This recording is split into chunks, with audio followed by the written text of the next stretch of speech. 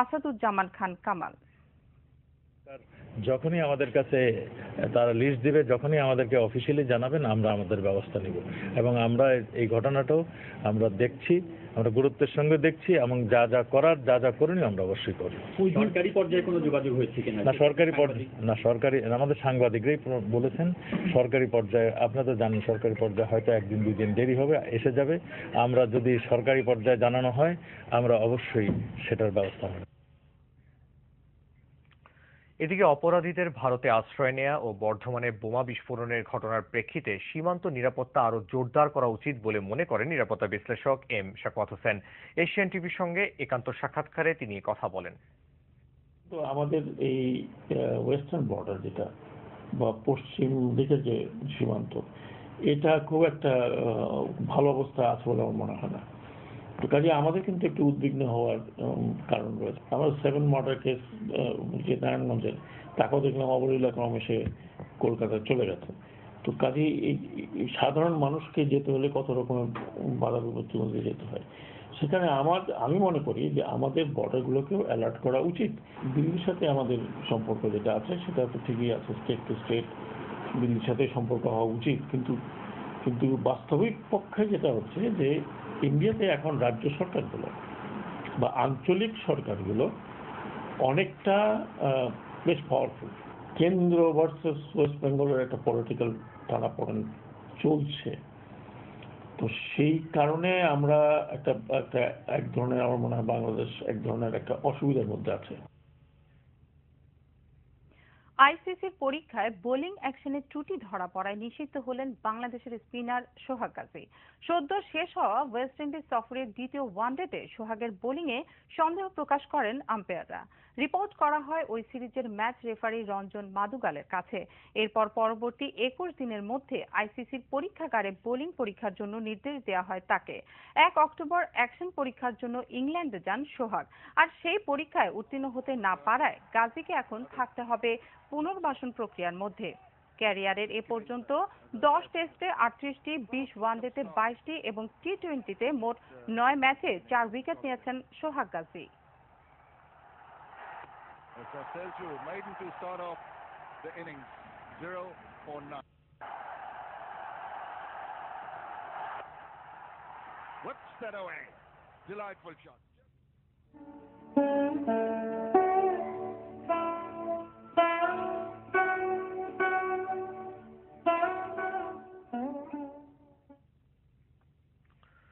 শোক সংবাদ। 21শে পদকপ্রাপ্ত ভাষা আন্দোলনের নেতা আব্দুল মতিন আর নেই। সকাল 9টায় বঙ্গবন্ধু শেখ মুজিব মেডিকেল বিশ্ববিদ্যালয়ে মারা যান 88 বছর বয়সের এই ভাষা যোদ্ধা। সর্বস্তরে মানুষের শ্রদ্ধা নিবেদনের জন্য বৃহস্পতিবার দুপুর 12টায় কেন্দ্রীয় শহীদ মিনারে রাখা হবে তার মরদেহ। মহিদুল ইসলামের ক্যামেরায় শারিয়া জামান দীপের রিপোর্ট। চলে গেলেন ভাষা আন্দোলনের অন্যতম সংগঠক আব্দুল মতিন। মস্তিষ্কে রক্তক্ষরণের কারণে তাকে ভর্তি করা হয় রাজধানীর বঙ্গবন্ধু শেখ মুজিব মেডিকেল বিশ্ববিদ্যালয় হাসপাতালে। অবস্থার অবনতি হয় তাকে শুক্রবার থেকে রাখা হয় লাইফ সাপোর্টে। ভাষা সৈনিক আব্দুল মতিন আজকে সকাল 9টায় মৃত্যুবরণ করেছেন। আশা করা হয়েছিল মস্তিষ্কের অস্ত্রোপচারের পরে তিনি জ্ঞান ফিরে হবেন, কিন্তু হাসপাতালে ভর্তির পর থেকে মৃত্যু অবধি কখনই তার জ্ঞান ফিরে আসেনি। আব্দুল মতিনের মরদেহ রাখা হয়েছে বঙ্গবন্ধু শেখ মুজিব মেডিকেল বিশ্ববিদ্যালয় হাসপাতালের হিমঘরে। সর্বস্তরে মানুষের শ্রদ্ধা জানানোর জন্য আজীবন সংগ্রামী এই মানুষটির মরদেহ বৃহস্পতিবার দুপুর 12টায় নেওয়া হবে কেন্দ্রীয় শহীদ মিনারে। স্বপ্ন তার ছিল দেশটাকে সুন্দর সমৃদ্ধশালী করে গড়ে তোলা। মরিচরিতে রেখে তারপরে তারা বসে ঠিক করবে কখন কোথায় কি করা হবে, সেটা তার পার্টি নির্ধারণ করবে, সেটাই আমরা মেনে নেব পরিবারের পক্ষ থেকে। নিজেকে দাফন না করে মরদেহ ঢাকা মেডিকেল কলেজকে দেওয়ার জন্য বলে গেছেন আব্দুল মতিন। চোখ দুটো দিয়ে গেছেন সন্ধানীকে, যাতে তার চোখে আলো ফিরে পান অন্ধ কোনো একজন। আর হলো ওনার ইচ্ছা অনুসারে ওনার কর্নিয়া আমরা আজকে ডোনেট করে দিচ্ছি। আপনার হলো আসতেছে, ওরা কর্নিয়া নিয়ে যাবে। আর ওনার ডেড বডি ঢাকা মেডিকেল কলেজের অ্যানাটমি ডিপার্টমেন্টের ছাত্রদের পড়াশোনা এবং গবেষণার জন্য আমরা কালকে দান করে দেবো। ভাষা সৈনিক আব্দুল মতিনের মৃত্যুতে সাংস্কৃতিক ও রাজনৈতিক মহলে নেমে এসেছে শোকের ছায়া। শোক জানিয়েছেন রাষ্ট্রপতি, প্রধানমন্ত্রী ও বিএনপি চেয়ারপারসন সহ সমাজের বিশিষ্ট জনেরা।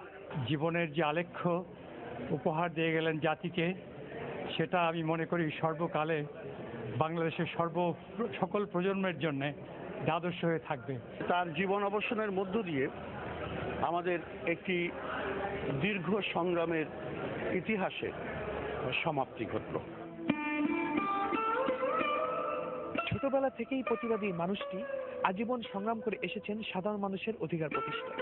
জীবনকে তুচ্ছ করে লড়েছেন ভাষার দাবিতে, অংশ নিয়েছেন স্বাধিকার থেকে স্বাধীনতার সংগ্রামে, রাজপথে থেকেছেন গণতান্ত্রিক সংগ্রামে। আজীবন সংগ্রামী এই মানুষটির মৃত্যুতে অন্য সবার পাশাপাশি শোকগ্রস্ত এশিয়ান পরিবারও। শাহরিয়ার জামান দ্বীপ, এশিয়ান টেলিভিশন, ঢাকা। বাংলাদেশের ইতিহাসে চির অমর হয়ে থাকবেন আব্দুল মতিন। বাংলার ভাষা আন্দোলনের সঙ্গে যে কটি নাম প্রত্যক্ষভাবে জড়িয়ে আছে তাদেরই পুরোধা একজন আব্দুল মতিন। জীবনের শুরুতেই জড়িয়ে পড়েন সাধারণ মানুষের অধিকার আদায়ের সংগ্রামে। সেই ধারাবাহিকতায় সব আন্দোলনেরই অগ্রভাগে থেকেছেন আব্দুল মতিন। সংগ্রামী মানুষটির জীবন কথা জানাচ্ছেন কুদরতি মওলা।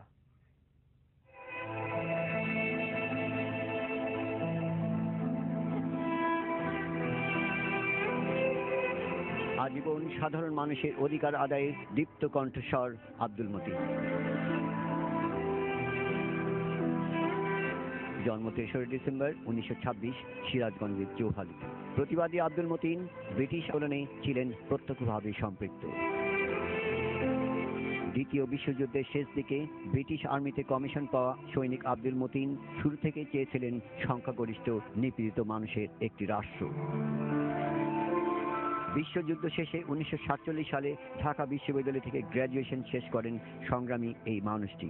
বিশ্ববিদ্যালয় সমাবর্তন অনুষ্ঠানে যখন জিন্না বললেন Urdu shall be the state language of Pakistan, তখন তার কণ্ঠে ধ্বনিত হয় নো নো নো।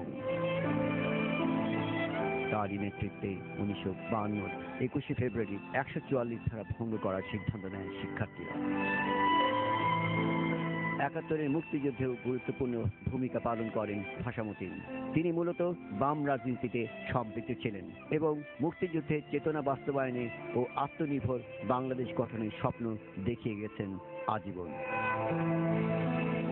কুদরতি মওলা, এশিয়ান টেলিভিশন। এবার ঈদ প্রসঙ্গ। ঈদের ছুটি শেষে প্রথম কর্মদিবসে অনেকটাই ফাঁকা ছিল প্রশাসনের প্রাণকেন্দ্র সচিবালয়। স্বল্প পরিসরে কিছু কাজ হলেও কর্মকর্তাদের বেশিরভাগ সময় কেটেছে সহকর্মীদের সঙ্গে শুভেচ্ছা বিনিময়। নিজ দপ্তরে সাংবাদিকদের সঙ্গে কথা বলেছেন কয়েকজন মন্ত্রীও। হাবিবুর রহমান পলাশের রিপোর্ট। সচিবালয়ে কর্মকর্তা কর্মচারীদের উপস্থিতি কম হলেও যারা এসেছেন তাদের বেশিরভাগ সময় কেটেছে খোশগল্প আর শুভেচ্ছা বিনিময়ে। কর্মকর্তাদের সঙ্গে শুভেচ্ছা বিনিময়ে শিক্ষামন্ত্রী জানান, এবারে ঈদ পূজার যৌথ আয়োজনে প্রমাণিত হলো দেশে সাম্প্রদায়িকতার কোনো জায়গা নেই। এই ধরনের সংকীর্ণ সাম্প্রদায়িক দৃষ্টিভঙ্গি আপনা আপনি অনেক কমে আসবে ভবিষ্যতে। দ্বিতীয়ত, আমাদের লোকজ সংস্কৃতি, আমাদের এই বাংলাদেশের সার্বিক জীবনযাত্রা সংস্কৃতির মধ্যে কিন্তু যেটা অসাম্প্রদায়িক তার মূল যে বিষয় সেটা নিহিত আছে এবং আমরা আশা করি যে আমাদের নতুন প্রজন্ম অনেক বেশি উদার হবে, অনেক বেশি অসাম্প্রদায়িক হবে এবং অনেক বেশি তার দৃষ্টিভঙ্গির যে মানবিক মূল্যবোধ সেগুলো আরো বিকশিত হবে। কোরবানির পশুর হাটের কারণে কয়েকটি হাসপাতালে চিকিৎসা কার্যক্রম ব্যাহত হওয়ায় প্রশাসনের প্রতি বিরক্তির পাশাপাশি রোগীদের কাছে দুঃখ প্রকাশ করেন স্বাস্থ্যমন্ত্রী। এই লোকটি গতবারও এই কাজটি করেছে এবং সে গতবার প্রতিশ্রুতি দিয়েছিল এখানে হাট বসানো হবে না। কার বিনিময়ে সেই কাজটি করেছে আমি জিজ্ঞাসা করতে চাই, কার বিনিময়ে এই কাজটি সে করেছে? এই ধরনের দায়িত্বহীন, এই ধরনের কার্যজ্ঞান বর্জিত কোনো ব্যক্তি কোনো প্রশ্নে থাকতে পারে না। হাবিবুর রহমান পলাশ, এশিয়ান টেলিভিশন, ঢাকা। কোরবানির ব্যস্ততা শেষে ঈদের আনন্দকে আরো বাড়িয়ে তুলতে মানুষের উপচে পড়া ভিড় বিনোদন কেন্দ্রগুলোতে। কানায় কানায় পূর্ণ ঢাকা চিড়িয়াখানা। বন্ধু বান্ধব ও পরিবারকে নিয়ে চিড়িয়াখানায় পশু পাখি দেখে আনন্দে মেতে উঠেছে ছোট্ট শিশুরা। শাহিন ইসলামের ক্যামেরায় মমিনুর রিপনের রিপোর্ট। ঢাকা চিড়িয়াখানার গেটগুলোতে প্রচন্ড ভিড়, প্রতিটি গেটেই লম্বা লাইন। বাবার ঘাড়ে কিংবা মায়ের কোলে চড়ে পশু পাখি দেখে তৃপ্ত ছোট্ট শিশুরা। দর্শকদের আগ্রহের কেন্দ্রবিন্দু জাতীয় পশু রয়্যাল বেঙ্গল টাইগার। ঈদের ছুটিতে পরিবারকে নিয়ে ঘুরতে পেরে আনন্দের হাসি সবার মুখে, আর বাবা মার সাথে চিড়িয়াখানা ঘুরতে পেরে আনন্দিত ছোট্ট শিশুরাও। প্রথমে বানর দেখছি, তারপরে কি দেখছো একটা একটা করে বলো। তারপর দেখছি বাঘ, সিংহ। সবারই ছুটি আছে, তাছাড়া বাচ্চাদেরকে ছুটিতে একটু নিয়ে আসা চিড়িয়াখানায়, এসব প্রাণী টানি দেখা। বাঘ দেখছি, বানর দেখছি, পাখি দেখছি। ঈদের ছুটিতে দর্শনার্থীর সংখ্যা বেড়ে যায় অনেক বেশি, তাই কর্তৃপক্ষকে নিতে হয় বাড়তি ব্যবস্থা।